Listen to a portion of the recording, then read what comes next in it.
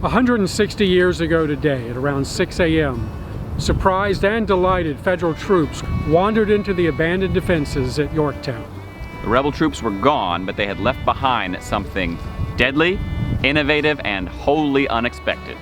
Today is the 160th anniversary of what we may consider the landmine. Confederate troops deployed these booby traps on May 4th at the Battle of Yorktown. I'm Tom with Little Wars TV, and today I'm here with Ranger Nathan Hall of the Richmond National Battlefield Park. And with Little Wars, we're following in the footsteps of the Peninsula campaign. The landmines the Confederates left behind at Yorktown were the first use of gunpowder rigged inside a metal container with a fuse and a detonation cap. The sole intent of these deadly traps was to kill and maim Union troops. This terrifying weapon was the brainchild of North Carolina Brigadier General Gabriel Rains. Rains and his men planted a number of landmines, which they called torpedoes, in and around Yorktown. The idea for an explosive booby trap was something Rains had been developing and inventing since his days at West Point 20 years earlier. His invention included a brass cap covered in beeswax that could be triggered by pressure contact or tension from a trip line or string. He ordered his men to rig artillery shells with detonation fuses at Yorktown before they retreated.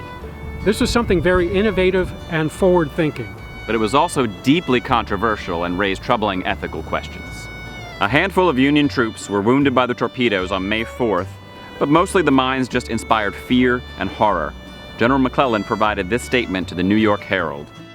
The rebels have been guilty of the most murderous and barbarous conduct in placing torpedoes within the abandoned works near wells and springs, and near flag staffs, magazines, and telegraph offices, in carpet bags, barrels of flour, etc.